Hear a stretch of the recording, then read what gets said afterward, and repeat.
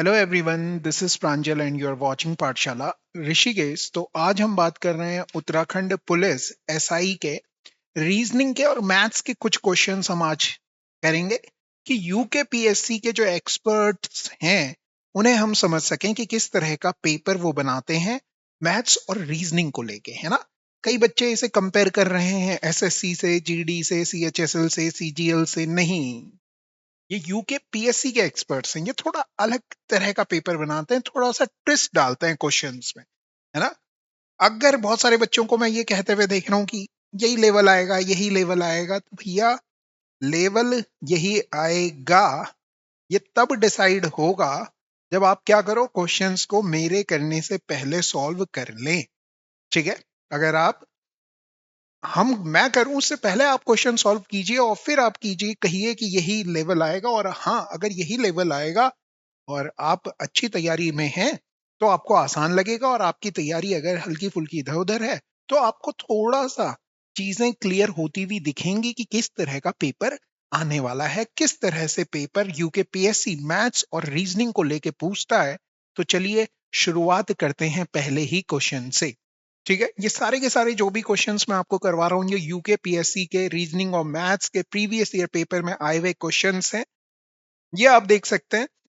और साथ ही अगर किसी स्टूडेंट को पाठशाला ऋषिकेश या फिर मैथ्स और रीजनिंग में किसी भी टॉपिक में कोई प्रॉब्लम है तो वो यूट्यूब पर पाठशाला ऋषिकेश सर्च करे, पाठशाला ऋषिकेश और टॉपिक का नाम लिखे और पाठशाला ऋषिकेश लिखे, सर्च करे और उस टॉपिक को देख ले। ज्यादा टेंशन लेने की जरूरत नहीं है। फिर भी अगर किसी स्टूडेंट को दिक्कतें होती हैं तो पाठशाला ऋषिकेश की ऐप है, वहां पर आपको सारा का सारा जो सिलेबस है मैथ्स का और रीजनिंग का वो अरेंज्ड फॉर्म में मिल जाएगा। तो ज्यादा इधर उधर भागने की जरूरतें आपको नहीं होंगी, वहां से भी आप वो टॉपिक देख सकते हैं। साथ ही उत्तराखंड पुलिस का और कनिष्ठ सहायक का कंप्लीट हमने प्रैक्टिस सेट 300 क्वेश्चन और 100 क्वेश्चन के अपलोड किए हुए हैं, तो वो प्रैक्टिस सेट भी आप जाके कर सकते हैं ताकि आपको ये मालूम चले कि आपकी तैयारी कितनी अच्छी है या कितनी और अच्छी आपको करनी है। ठीक है, चलिए शुरुआत करते हैं पहले ही क्वेश्चन से। क्वेश्चन कुछ इस तरह से है, आपको दिया हुआ है, ये एक सीरीज दी हुई है ना। और यहाँ पे जो ये क्वेश्चन मार्क है इसकी जगह आपको बताना है क्या आएगा। ठीक, तो आपने क्या किया, आपने एक चीज ऑब्जर्व की, आपने कहा कि सर अगर ये एन को देखो, नंबरिंग अगर आपको याद है, ये 14 होता है, ये 11 होता है, ये 5 होता है, ये 2 होता है। केवल पहले पहले वाले लेटर पे फोकस कर रहा हूं मैं। तो आप कहेंगे 11 के बाद 14 से 11 हुआ, कितना कम हुआ, 3 कम हुआ। अब 11 में से जब 3 कम करूंगा तो 8 आएगा, 8 का मतलब होता है एच। ठीक है, तो एच वाले ऑप्शन देखो, सारे ऑप्शन में 1 2, ये वाला तो बाहर हो गया, और चौथा। फिर आपने बोला 5 के बाद 7 आ रहा है, मतलब 2 जोड़ रहे हैं। फिर 14 से 19 हो रहा है तो 5 जोड़ रहे हैं। इस चीज को ध्यान से देखना है। हो सकता है कि यहां पर 4 जोड़ रहा, 3 जोड़ रहा हो, फिर यहां पर 4 जोड़ रहा हो, और फिर यहां पर 5 जोड़ रहा है। हाँ, आपने बोला हाँ ऐसे ही हो रहा है, तो 10 आना चाहिए एच के बाद। तो एच के बाद 10 वाले कितने ऑप्शन है, आपने बोला ये वाला ऑप्शन नहीं है, बाहर करो। ये ऑप्शन और ये ऑप्शन आपको मिल रहे हैं। फिर आर की बात की तो तीसरा है 22, 22 से 20 हो रहा है, 2 कम हो रहा है।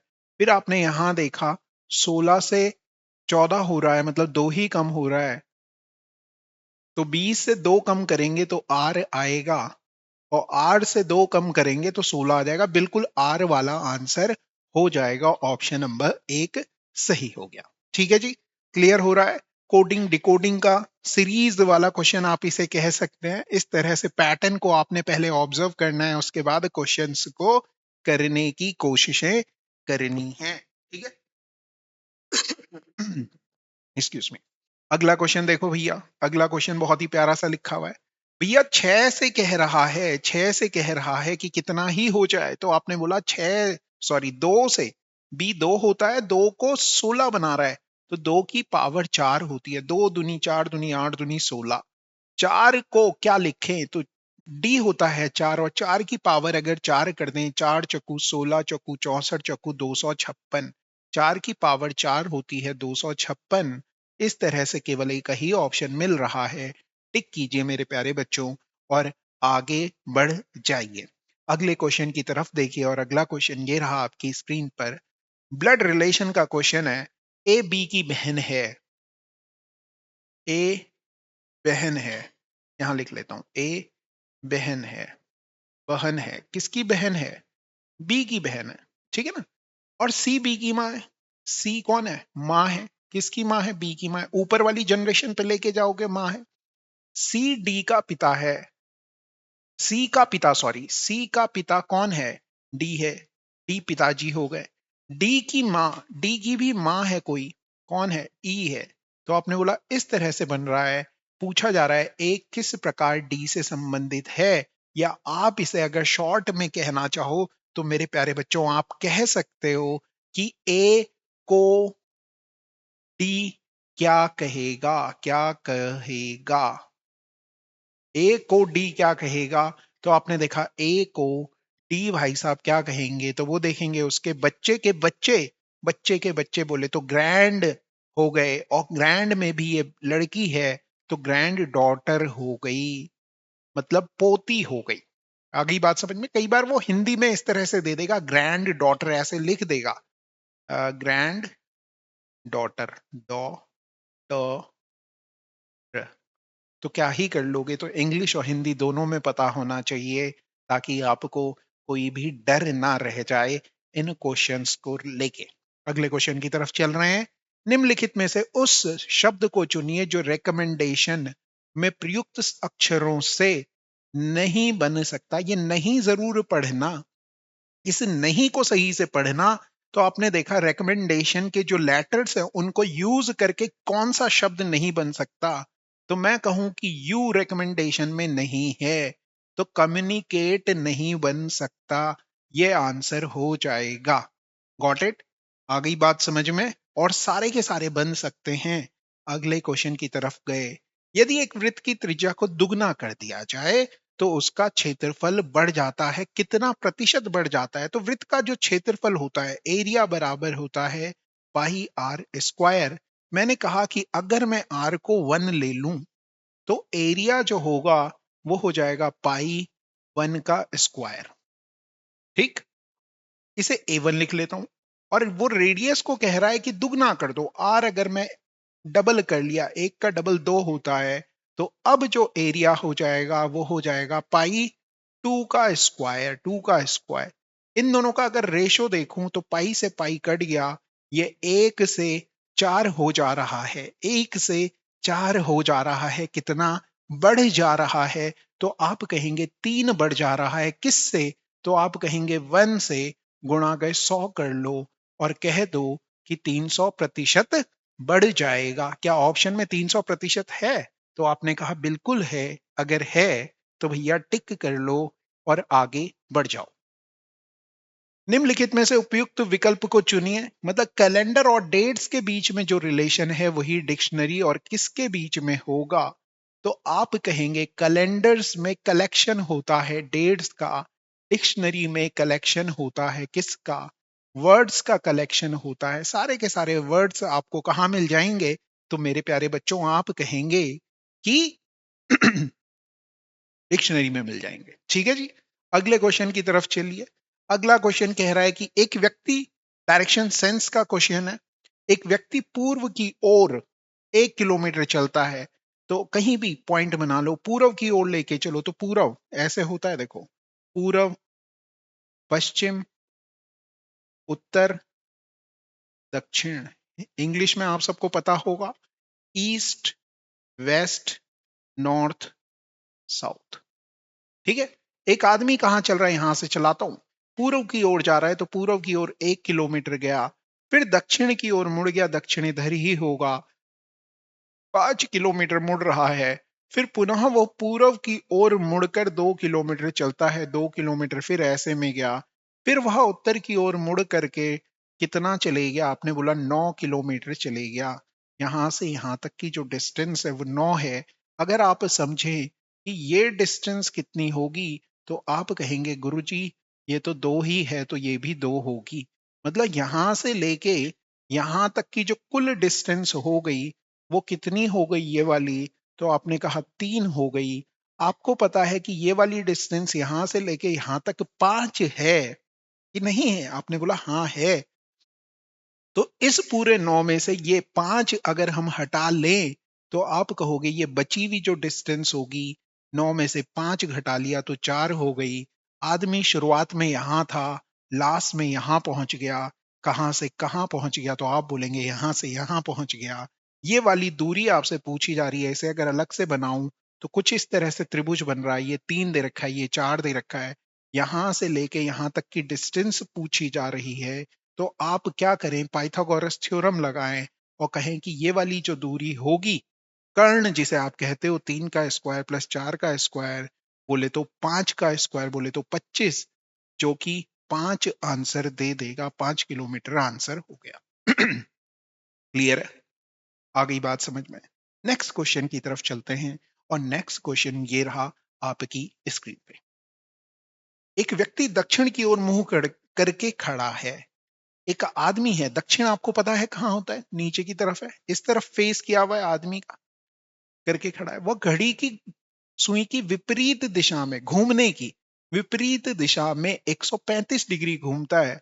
अगर आप देखें 90 घूमता, इस डायरेक्शन में घूम रहा है, 90 नहीं 135, मतलब 90 घूमा और फिर 45 और घूमेगा, तो ये टोटल यहां तक 135 हो गया। 90 और 45 135 हो गया। विपरीत दिशा में घूम रहा है, क्योंकि घड़ी जो होती है अगर आप देखें तो 12 3 6 सुई ऐसे में घूमती है, मगर हम उसे विपरीत दिशा में घुमा रहे हैं, मतलब ऐसे में घुमा रहे हैं, क्योंकि सवाल में कहा था विपरीत दिशा में 135 डिग्री घुमाना है। ठीक है। फिर घड़ी की सुई की दिशा में 180 डिग्री घूमता है। अब फिर वो दिशा में घूमता है, मतलब ऐसे घूमता है। तो आपने कहा कि 180 डिग्री का मतलब ठीक पीछे आ जाएगा। ये कौन सी दिशा है? अगर ये दक्षिण है तो आपने कहा मास्टर ये वाली तो हमें पता है पश्चिम होती है, और पश्चिम और दक्षिण के बीच में मेरे प्यारे बच्चों केवल एक ही दिशा होती है, और आप उसे कह देते हो दक्षिण पश्चिम। दक्षिण और पश्चिम बोले तो साउथ वेस्ट आंसर हो जाएगा। नेक्स्ट क्वेश्चन की तरफ चलिए। और इस तरह से सवाल है, बार बार मैं कह रहा हूं कि आपको रिप्लेस करना है। किससे रिप्लेस करना है? जो वो सिंबल कह रहे हैं। और किस चीज का ध्यान देना है? आपने कहा प्लस को मल्टीप्लाई से रिप्लेस कर दो, तो यहाँ पे प्लस है, इसकी जगह कितना लिखूं? मल्टीप्लाई। माइनस की जगह क्या लिखो? आपने बोला डिवाइड लिख दो भैया, डिवाइड लिख लिया। मल्टीप्लाई की जगह क्या लिख दें? आपने कहा माइनस लिख दीजिए। और डिवाइड की जगह क्या लिख दें? ये डिवाइड था, इसकी जगह आप लिख दो भैया 2 प्लस। फिर आप क्या अप्लाई करें? आपने कहा बॉड मास, बार बार इसकी बात कर रहा हूं। बॉड bracket of divide multiply plus और माइनस। इस तरह से आपने इसे सॉल्व करना है। और जब आप इसे सॉल्व करने जाएंगे तो मल्टीप्लाई का क्या मतलब होता है? तो पहले मल्टीप्लाई को नहीं, पहले डिवाइड को सॉल्व करें। तो डिवाइड का मतलब क्या हुआ? आपने लिखा 26 गुणा गया 74। डिवाइड का मतलब 1/4। माइनस करना है और प्लस करना है, तो ये माइनस का 5 और प्लस का 2, माइनस का 3 देगा। 2 से ये कट गया 37 बार, और ये 2 बार, 2 से ये भी कट जाएगा 13 बार। 13 का पहाड़ा हर बच्चे को आता होता होगा। 13 सत्ते 91 और 13 तिया 39 और 9 48 -3, तो यह आ गया 478। ठीक है जी, मिल गया ऑप्शन। आई बात समझ में किस तरह से इस तरह के क्वेश्चंस को करना है? इस तरह से कीजिए, मैथ्स के क्वेश्चन भी मिलेंगे और नए नए तरीके मैं आपको बताऊंगा कि किस तरह से आप बिना डरे बिना घबराए इन क्वेश्चंस को कर सकते हैं। क्वेश्चन में कह रहा है कि ये एक श्रेणी, एक सीरीज दी हुई है, इसका कौन सा पद 1280 होगा? तो अगर आप इस सीरीज को देखो तो हर नंबर क्या हो रहा है? आपने बोला डबल हो रहा है। हर नंबर क्या हो रहा है? डबल हो रहा है। इस तरह से ये 1280 तक जाएगा। मैं कहूं कि इस सीरीज को अगर 5 से डिवाइड कर लो तो आप कहेंगे ये 1 हो जाएगा, ये 2 हो जाएगा, ये 4 हो जाएगा। ये 8 हो जाएगा, डॉट डॉट डॉट डॉट। ये लास्ट टर्म जो हमें बतानी है, इसे जब 5 से डिवाइड करोगे तो 5 दूनी 10, 5 पंजे 25, 5 छके 30, 256 आ गया। समझो यहाँ पे क्या हो रहा है। इस एक को मैं लिख सकता हूँ 2 की पावर 0, इस 2 को मैं लिख सकता हूँ 2 की पावर 1, इस 2 4 को मैं लिख सकता हूँ 2 की पावर 2, इस 8 को मैं लिख सकता हूँ 2 की पावर 3। ऐसे करते हुए जब मैं चलूंगा तो ये होता है 2 की पावर 8। ठीक है जी। अब देखो कितनी टर्म है, कौन सी टर्म है ये पूछा जा रहा है। आपने देखा ये 1 2 3 8 तो ये दिख रहा है, मगर शुरुआत यहां से हो रही है, मतलब ये कौन सी टर्म हो गई। आप बोलेंगे 9वीं टर्म हो गई, क्योंकि 0 पहली थी, फिर 2 आई, फिर तीसरी आई, फिर चौथी आई। जो पावर है उससे एक ज्यादा है टर्म, तो 8 पावर है, मतलब 9th ये टर्म हो जाएगी। दुनिया आपको अलग अलग तरीके बताएगी, मगर हमारे जो तरीके होंगे वो बिल्कुल आपके दिल के करीब होंगे। इन्हें बस भूलना मत। ठीक है, आगे बात समझ में इस तरह से कर सकते हैं। एक क्वेश्चन आया बहुत ही प्यारा, और ये क्वेश्चन बहुत ही जबरदस्त है। इस क्वेश्चन को नाम दे देते हैं, इससे पहले वाला क्वेश्चन कौन सा था, 10वां था, इसको नाम दे देते हैं 101। इसका आंसर आपने करना है। और अब बताओ कि कितना आसान पेपर यूकेपीएससी बनाता है या हार्ड बनाता है। ये आपका आंसर डिसाइड करेगा कि आप कितने सही पढ़ रहे हैं। चलिए नेक्स्ट क्वेश्चन की तरफ चलते हैं। ये कह रहा है कि किसी वर्ष की 25 मई को क्या है, रविवार का दिन है। उसी वर्ष के 25 दिसंबर को सप्ताह का कौन सा दिन होगा। 25 मई, 25 मई दे रखा है तो देखो, और 25 दिसंबर तक जाना है आपने। तो आप क्या करें, मई से लेके जून, जुलाई, अगस्त, अरे भैया चल जाओ, सितंबर, अक्टूबर, नवंबर और दिसंबर तक जाना है। कौन सी तारीख तक जाना है, आपने बोला 25 तारीख तक जाना है। जुलाई में 31 दिन होते हैं, इसमें 31 दिन होते हैं, 30 दिन होते हैं, 31 दिन होते हैं, 30 दिन होते हैं। जून में 30 दिन होते हैं, और मई में 25 तारीख से शुरू कर रहे हैं। तो कितने दिन बाकी हैं आगे, तो 26, 27, 28, 29, 30, 31, 6 दिन आगे बच रहे हैं। ठीक है, अब क्या करें, 7 से डिवाइड करें इन्हें। 7 से अगर 30 को डिवाइड करते हो तो 2 दिन एक्स्ट्रा बचते हैं, 7 को 28, 2 दिन एक्स्ट्रा, 3 दिन एक्स्ट्रा, 7, 3 दिन एक्स्ट्रा, 2 दिन एक्स्ट्रा, 3 दिन एक्स्ट्रा, 2 दिन एक्स्ट्रा, 7 तिया 21, 4 दिन एक्स्ट्रा। और क्या करें, 7 बनाएं और काट दें। तो 7 कहीं बन रहा है, नहीं बन रहा है, या 7 का मल्टीपल बनाएं। तो मुझे दिख रहा है 3 3 6 और 6, ये 3 काट दिए मैंने, 6 और 2 12, 12 और 2 14, 14 बनाया और काट दिया, मतलब 7 दिन अगर आगे जाएं तो कुछ भी फर्क नहीं पड़ता है। ठीक है ना। ऐसे ही यहाँ पे देखोगे भैया, 4 और 2 6 और 2 8 और 3, ये 7 बना के ये काट दिया ना, काहे घबराना है। 4 दिन हमें आगे जाना है, क्योंकि 4 ही बचा है। तो हमें पता था 25 तारीख को रविवार था, संडे था, तो 4 दिन आगे जाएं संडे के बाद। मंडे, ट्यूसडे, वेनसडे और थर्सडे आंसर आ गया, थर्सडे आंसर आ गया है। आई बात समझ में, तो आपने बोला बिल्कुल सही समझ में आ गया है कि क्या आंसर आएगा, ये थर्सडे आंसर हो जाएगा। ठीक है, चलिए अगला क्वेश्चन देखते हैं। एक टंकी को भरने में 3 घंटे लगते हैं, एक नल, लेकिन एक तली में एक रिसाव के कारण टंकी को भरने में 1 घंटा अधिक लगता है। 1 घंटा अधिक लगता है, रिसाव के कारण टंकी को खाली होने में कितने, मतलब अगर एक पाइप चल रहा है जो भरता है, भरने वाला पाइप, तो भैया ये 3 घंटे लेता है।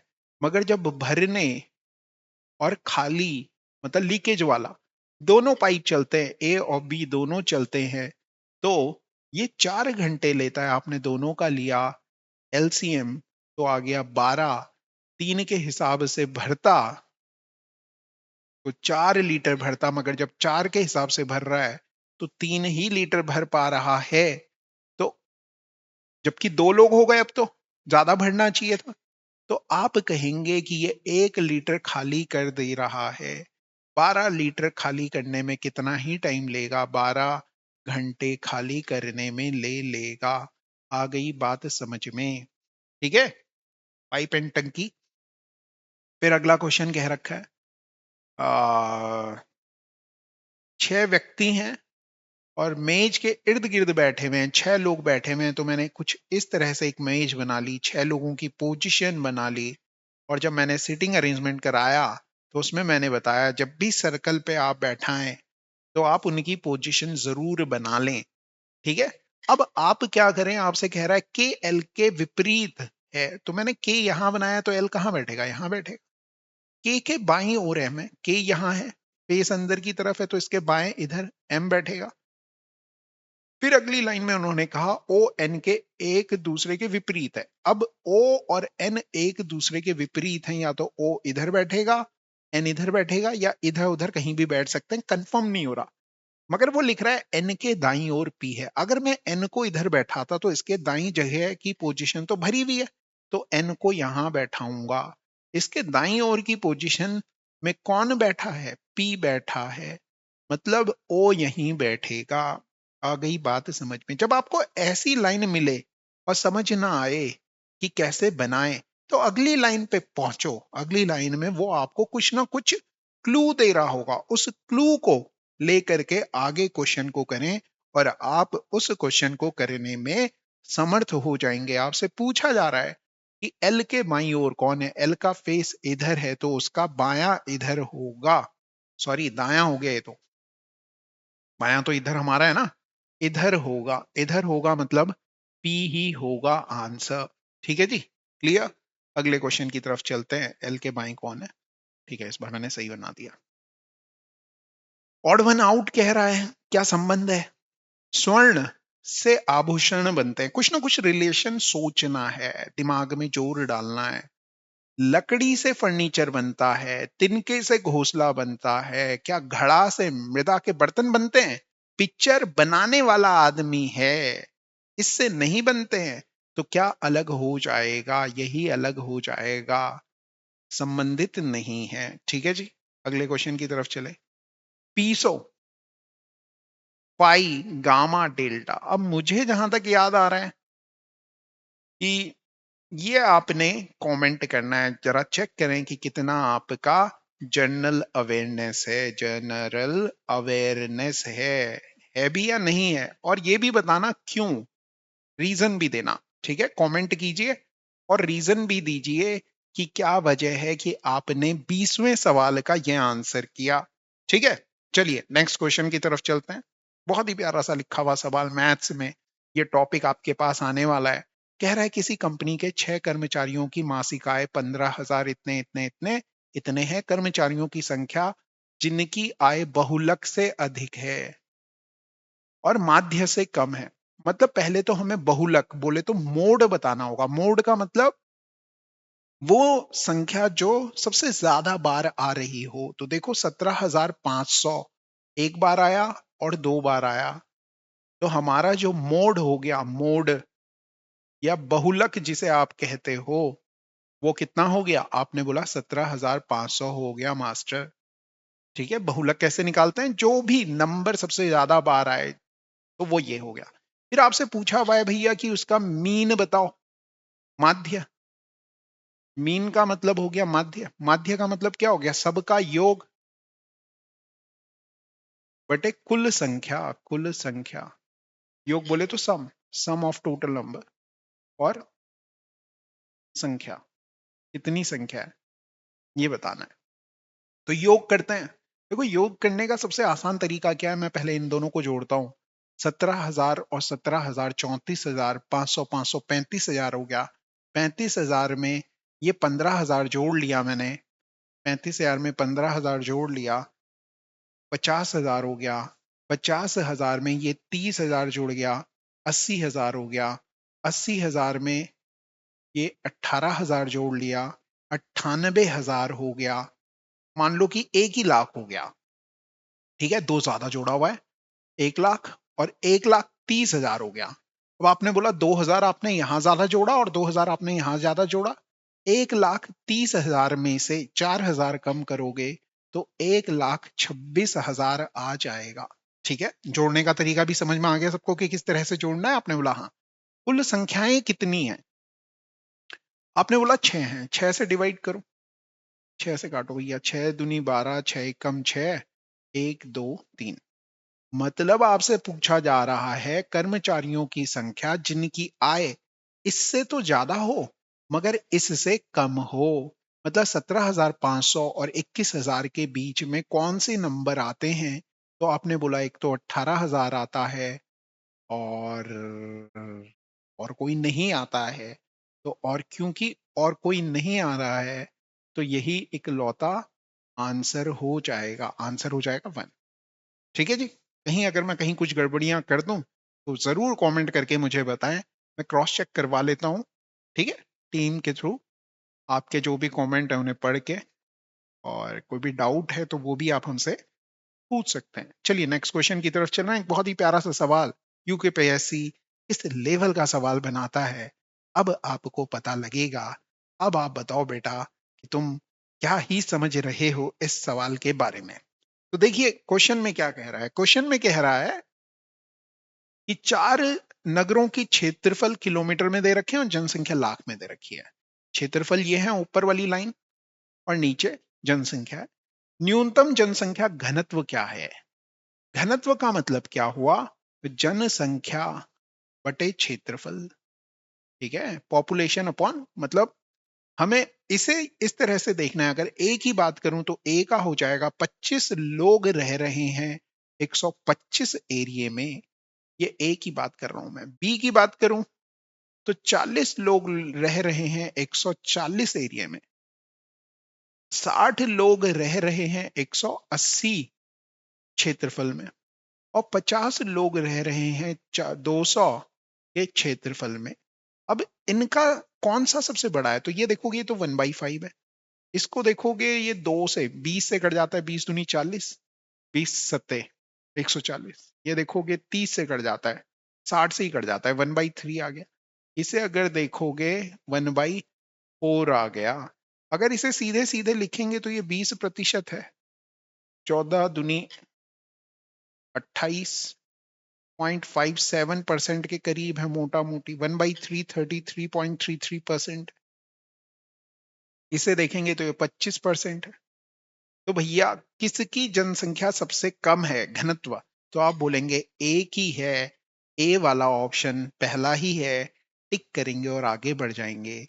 वैसे आप इस तरह से भी देख सकते थे। अगर आपको ये समझ नहीं आया कि इन सब में से कौन सा सबसे छोटा है तो ये तरीका आपके लिए कारगर होगा। एक एक करके कंपेयर करो, इसकी यहाँ गुणा करो, इसकी यहाँ करो, तो ये 7 आ गया, ये 10 आ गया।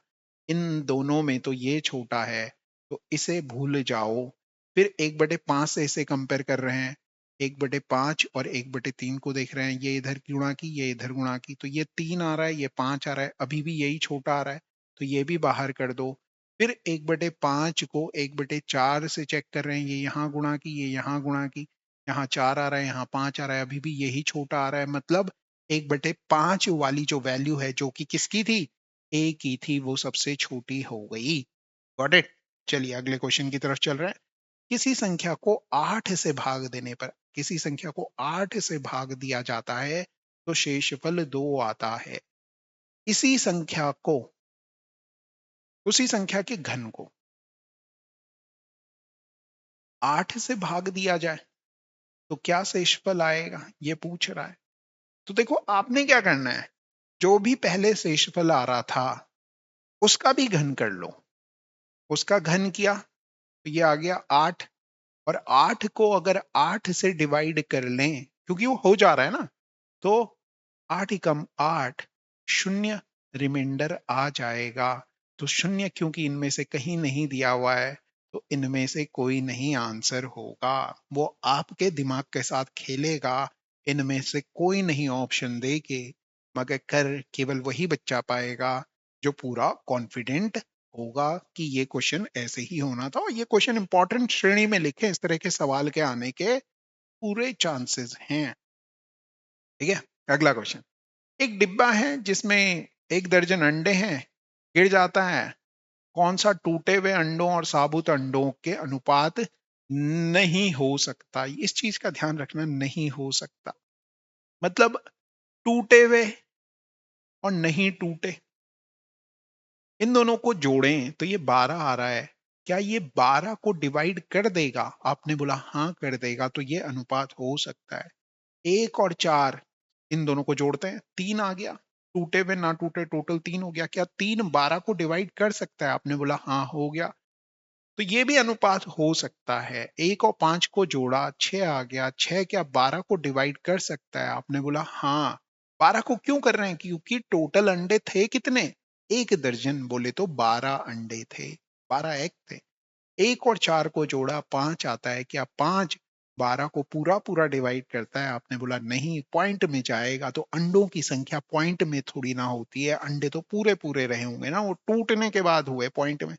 ठीक है, तो ये सही है कि ये नहीं हो सकता।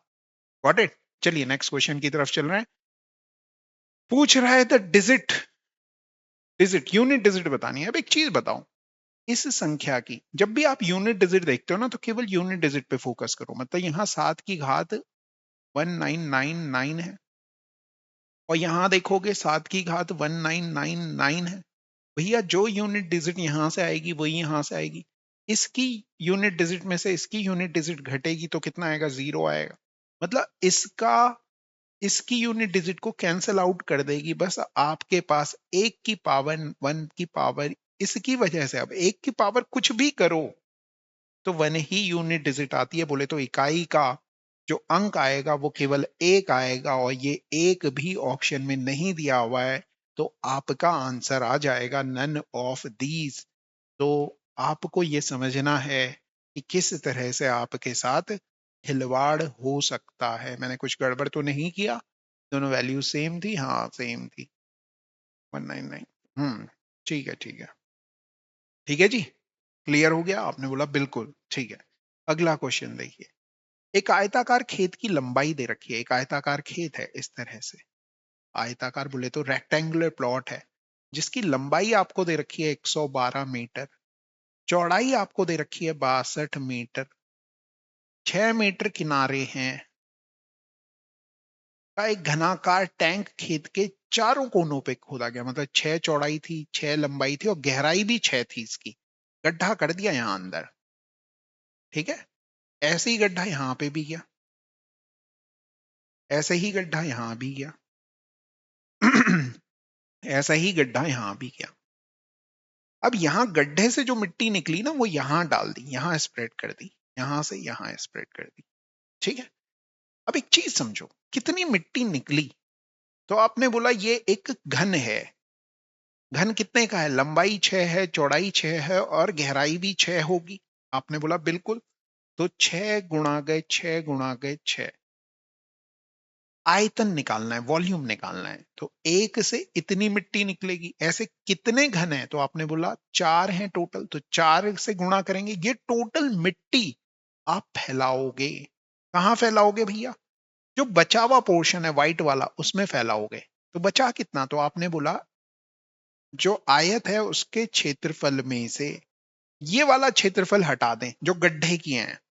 तो एक गड्ढे का जो क्षेत्रफल है, मतलब उसका जो सतह का क्षेत्रफल है, ये 6 गुणा गए 6 होगा। मैंने कहा हाँ। होगा कि नहीं होगा? आपने बोला हाँ होगा। और ये 6 गुणा गए 6 होगा। और ऐसे कितने गड्ढे हैं? तो आपने बोला ये 4 गड्ढे हैं। तो ये वाला एरिया माइनस हो जाएगा, आयत के क्षेत्रफल में से ये वाला एरिया माइनस हो जाएगा। तो जो बचगा उसमें कितनी हाइट तक मिट्टी फैलाई जाएगी, वो इस तरह से निकलेगा। अब ये कैलकुलेट करके मेरे प्यारे बच्चों आपने बताना है, क्योंकि कॉन्सेप्ट तो मैंने आपको दे दिया कि क्या ही क्वेश्चन में करना था। इस क्वेश्चन को क्या नाम दे दें भैया? उससे पहले वाले को हमने 101 नाम दिया था। ये है क्वेश्चन नंबर 102। इसका आंसर कमेंट करके बताइए, ठीक है जी, कि कितना ही आंसर आ जाएगा। ठीक, तो ये वॉल्यूम है। और क्षेत्रफल को अगर गुणा कर दें ऊंचाई से तो वो भी वॉल्यूम के बराबर हो जाता है। और क्षेत्रफल कितना है, ये क्षेत्रफल हो गया आयत का, उसे h ऊंचाई तक उठा लिया तो वॉल्यूम आ गया, आयतन आ गया। आयतन दोनों जगह बराबर करना है तो मिट्टी जितने पोर्शन में फैलेगी वो हो जाएगा। ठीक है जी, चलिए नेक्स्ट क्वेश्चन की तरफ चल रहे हैं। नेक्स्ट क्वेश्चन ये है, किसी धातु के एक ठोस गोले की त्रिज्या दे रखी है 3 सेंटीमीटर। इससे 4 मिलीमीटर व्यास का कितना लंबा तार खींचा जा सकता है। तो धातु का जो गोला है, तो धातु के गोले का आयतन, धातु गोले का जो आयतन है, वॉल्यूम है, जब पिघलाएंगे ना, पिघलाने का मतलब आयतन, इससे मतलब जो गोला है इससे पिघला करके आप क्या बनाओगे, एक तार बनाओगे इस तरह से। ठीक है, तो इसका जो वॉल्यूम होगा वो इसके वॉल्यूम के बराबर होगा, यह आपने याद रखना है। और ये तार है, तो वॉल्यूम देखो ये किस शेप का होता है, गोला है तो 4/3 पाई r³ r कितना दे रखा है, त्रिज्या दे रखी है 3, 3 का क्यूब बराबर होगा। इसका फॉर्मूला क्या होता है, पहले फॉर्मूला लिख दूं, 4/3 pi r³ equal to pi r square h। h बोले तो लंबाई, किसका है ये, सिलेंडर का, क्योंकि ये किस शेप का है, सिलेंडर शेप का है। सिलेंडर को कहते हैं बेलन, बेलन का आयतन, बेलनाकारी तो है वो, आयतन, बेलन का आयतन में कन्वर्ट कर देना।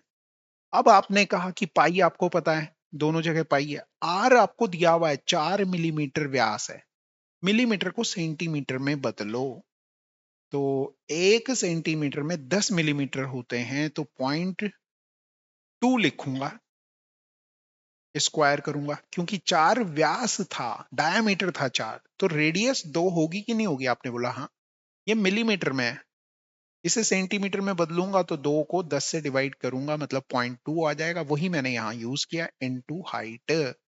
इस पाई से ये पाई कट जाएगा, आपने बोला काट दो, कोई दिक्कतें नहीं है। होए होए होए होए।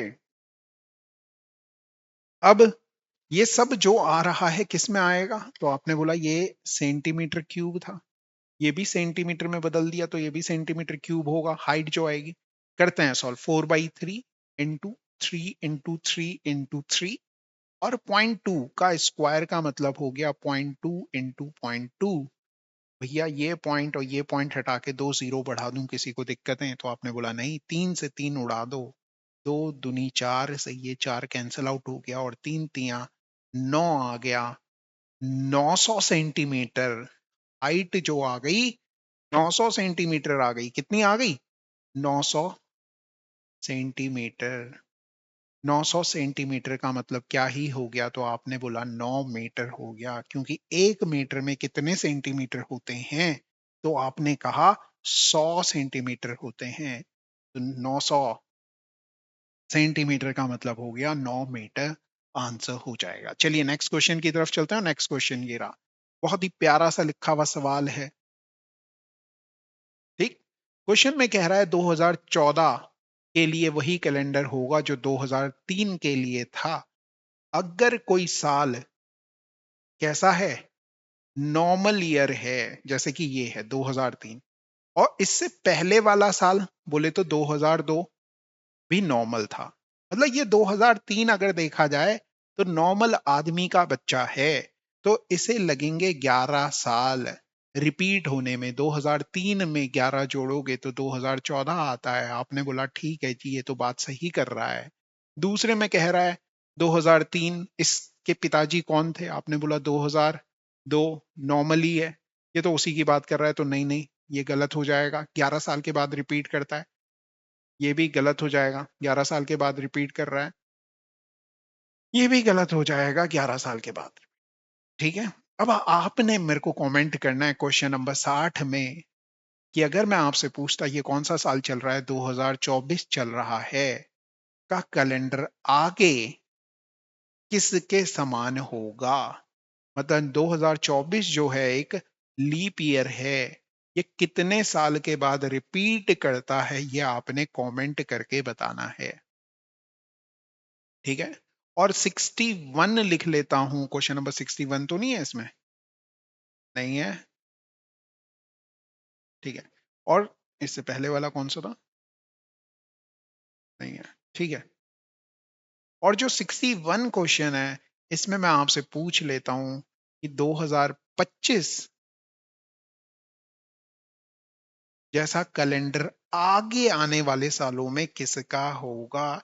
ये भी आपने कमेंट करना है। 60 का आंसर बताना है कि कितने साल के बाद रिपीट करेगा या कौन सा साल रिपीट करेगा।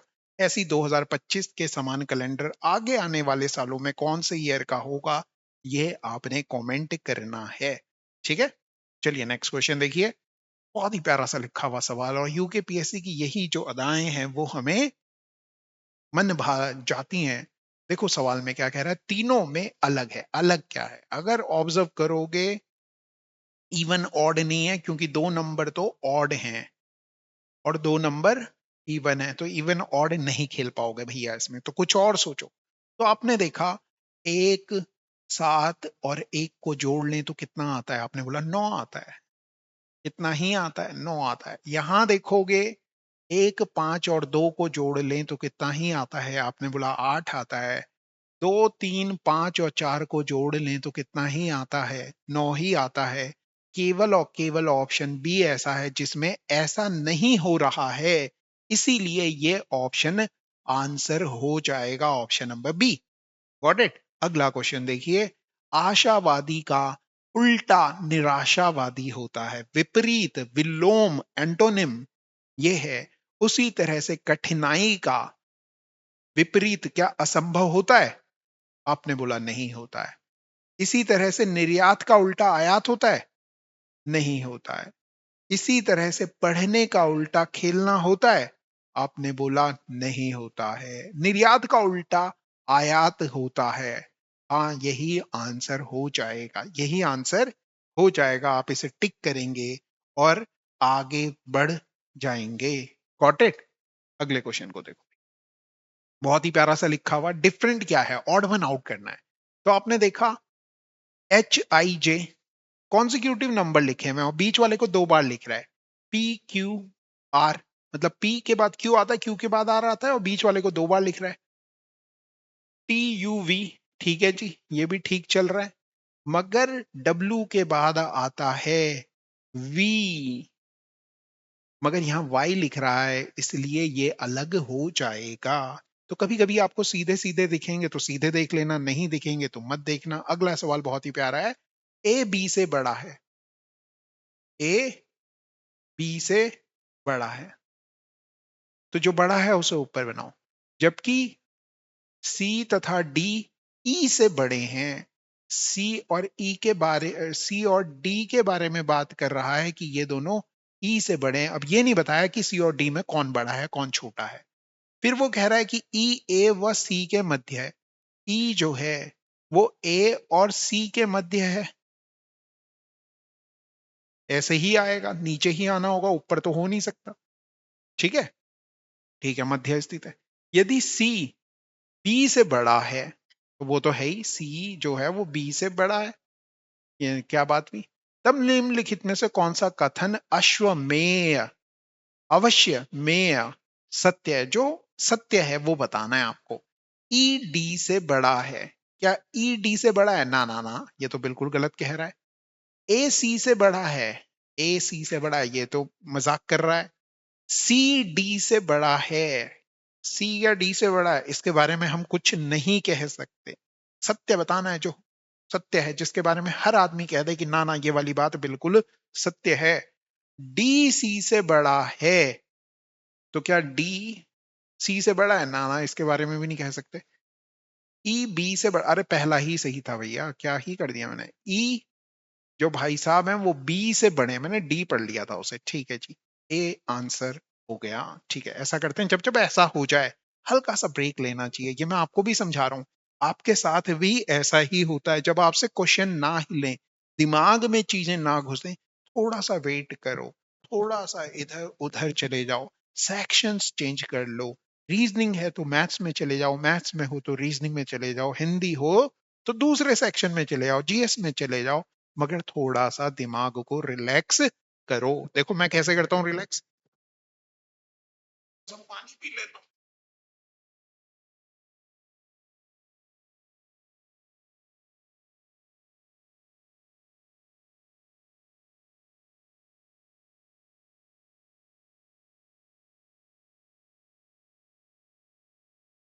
ठीक है, तो हमने तो अपना दिमाग रिफ्रेश कर लिया। इस तरह से आप भी ऐसे ही कर सकते हैं। आप अपने दिमाग को रिफ्रेश करने का तरीका हर आदमी का अलग अलग हो सकता है ना, मगर जल्दी वापस आना है। ऐसे नहीं रिफ्रेश करने गए और वहीं रह गए, ऐसे मत करो, वापस आओ। मोटिवेशन यही है कि आपको जो करना है उसके लिए सब चीजें छोड़ सकते हो, उसके लिए सब चीजें छोड़ सकते हो, सब चीजें बाद में। पहले ये, पहले करियर, करियर अगर है तो सब चीजें आपके पास हैं। क्वेश्चन नंबर ये, क्वेश्चन कह रहा है कि x माइनस वाई का 50% x प्लस वाई के 30% के बराबर है। तो x प्लस वाई का 50% का मतलब 50/100, x प्लस वाई के 30% मतलब 30/100 के बराबर है। 100 से 100 कट जाता है, शून्य से शून्य कट जाता है, और मैं गुणा कर ले रहा हूं अंदर। तो 5x प्लस 5y बराबर 3x, और ये माइनस था भाई, माइनस था। 3x प्लस 3y, x के पास x को लेके जाओ और y के पास y को लेके आओ। तो आपने कहा 5x में से 3x घट जाएगा और 3y में 5y जुड़ जाएगा, तो 2x बराबर आ जाएगा 8y। तो x अपॉन y की वैल्यू आ गई 8/2, बोले तो 4:1। इतना ही आ गया, 4:1 आ गया। y का मान है x के कितने प्रतिशत है, y का जो मान है x का कितना प्रतिशत है, मतलब y x का कितना प्रतिशत है। इंग्लिश में पढ़े, व्हाट परसेंट ऑफ x। मैंने गड़बड़ तो नहीं की? तो भैया क्योंकि वो ऐसे लिख ले रहा है, मतलब एक जो है वो 4 का कितना प्रतिशत है, तो यहाँ कट गया, 25% आ गया। और आपको चेक करने के सारे फंडे वो यूज करेगा कि तुम 400% कह दो और फंस जाओ इस खेल में, जो तुम मत फंसना। क्वेश्चन नंबर 72 होमवर्क है, कमेंट करके बताओ कि क्या ही आंसर आएगा। ठीक है, अगला क्वेश्चन देखिए। कॉन्स्टिट्यूशन को कोड कर रहा है ये, तो सी होता है 3, डी होता है 4, आपने बोला +1 हो रहा है, फिर 15 है, ये 14 हो रहा है, आपने बोला पहले +1 हुआ फिर -1 हुआ, फिर 14 था, 15 हो गया, +1 हो रहा है, 19 था, 18 हो गया, -1 हो गया, 20 था, 21 हो गया, +1 हो रहा है। ऐसे चेक करना है। 9 था, 8 हो गया, -1 हो रहा है। 20 था, 21 हो गया, +1 हो रहा है। 21 था, 20 हो गया, -1 हो रहा है। 20 था, 21 हो गया, +1 हो रहा है। 9 था, 8 हो गया, -1 हो रहा है। 15 था, 16 हो गया, +1 हो रहा है। 14 था, 13 हो जाएगा, -1 हो रहा है। शुरुआत कहाँ से कर रहा है? +1 से कर रहा है। आगी बात समझ में? आपने बोला हाँ। इस तरह से चेक करना है, मगर कैसे करोगे? नंबरिंग याद होंगी तभी तो करोगे। डिस्ट्रीब्यूशन का पूछ रहा है तो +1 से शुरू करेंगे। डी होता है 4, 9, ठीक है। तो 4 है तो 5 आएगा, 8 आएगा। 5 और 8 वाला एक ऑप्शन, 2 ऑप्शन, 3 ऑप्शन, ये बाहर हो गया। ठीक, जैसे ही ये बाहर हुआ हमें क्या दिखा? और ऑप्शन दिखने लगे। अब हमें दिख रहा है टी तो आएगा ही, मतलब 19 है तो फिर +1 करेंगे, 30 आ जाएगा। 20 है, -1 करेंगे, एस आ जाएगा। तो टीएस वाला, EHTS इसमें भी है, TS इसमें भी है। ठीक है, आगे चलते हैं। फिर R है 18, +1 करेंगे। ओ, ये गड़बड़ कर दिया इसने, है ना? तो ये बाहर हो गया। यहां देखोगे, ठीक है, 19 आ गया। कितना आ गया? 19 आ गया, ठीक है, +1 किया। 18 के बाद 9 था, एक कम करेंगे 8 आ जाएगा, यहां तक ठीक है। फिर इसके बाद 2 था, +1 करेंगे 3 आ गया, 21 है, एक कम करेंगे 20 आ जाएगा। अब करना पड़ेगा ना भैया, 20 है, +1 करेंगे और 9 है, एक कम करेंगे। तो देखो पेशेंस, आपका पेशेंस चेक कर रहा है वो एग्जाम, कि बेटा कहाँ पे जाके तुम करोगे। पीछे से कर सकते थे क्या, गिनने पड़ेंगे कि कितने हैं, इवन है, ऑड है। ठीक है, तो ऑप्शन नंबर बी आंसर हो जाएगा। एक बार क्रॉस चेक कर लेना कि मैंने सही किया था या नहीं किया था। ये सवाल आज का लास्ट सवाल होगा और बहुत ही प्यारा सवाल है। जब भी आपके पास रूट के अंदर रूट आए और इनफाइनाइट तक जाए, तो इस 42 के ऐसे दो फैक्टर करो जिनके बीच का डिफरेंस 1 का हो। तो आपने कहा 7 और 6 अगर प्लस है तो बड़ा वाला नंबर आंसर होगा, याद रहेगा। इसी क्वेश्चन में अगर होता इस तरह से दिया हुआ 42 माइनस रूट 42 माइनस रूट 42 जैसे लिखा हुआ है, बस प्लस की जगह माइनस होता, तो फैक्टर आपने वही करने थे 7 और 6, और क्योंकि माइनस है तो छोटे वाला नंबर आंसर हो जाएगा। इसी तरह से क्वेश्चन नंबर 74 में लिख देता हूं। मैंने क्वेश्चन लिख दिया √12 प्लस √12 प्लस √12, इसका आंसर बताइए क्या होगा। और 75 नंबर पे क्वेश्चन लिख देता हूं 6 -√6 -√6 -√6, इसका आंसर भी कमेंट करके बताइए और अपनी प्रैक्टिस को आगे लेके जाइए। इसका आंसर क्या आएगा, क्वेश्चन नंबर 74 आंसर लिखना कितना आएगा, और 75 कमेंट करके जरूर बताइएगा कि आपका आंसर क्या है। आई होप आपको हमारा ये सेशन पसंद आ रहा है। अगर पसंद आ रहा है तो लाइक कमेंट शेयर तो कीजिए कीजिए, साथ में पढ़िए जरूर। अगर आपने अपनी जो स्पीड है वो बढ़ानी है तो रेगुलर काम कीजिए, डेली देखिए। अगर जिस चीज से ज्यादा डर लगता है, किस चीज से डर लगता है, तो आपने कहा मैथ से, तो मैथ ज्यादा करो। और हिंदी पे पूरा फोकस कीजिए, क्योंकि हिंदी ही है जो अगर आप नहीं करोगे सही से तो लग जाएगी बिंदी। तो हिंदी पे पूरा फोकस कीजिए, क्योंकि मैथ्स जीएस के इक्विवेलेंट है, रीजनिंग हर बच्चा कर रहा है। तो फिर बचता है हिंदी। हिंदी में जो गेम कर जाएगा वो सिलेक्शन ले जाएगा, और मैं नहीं चाहता कि हमारा कोई भी बच्चा ये कहे कि हिंदी ने गड़बड़ कर दिया। ठीक है जी, चलो फिर ठीक है। Thank you very much, have a nice day. पढ़ते रहो और करते रहिए। धन्यवाद।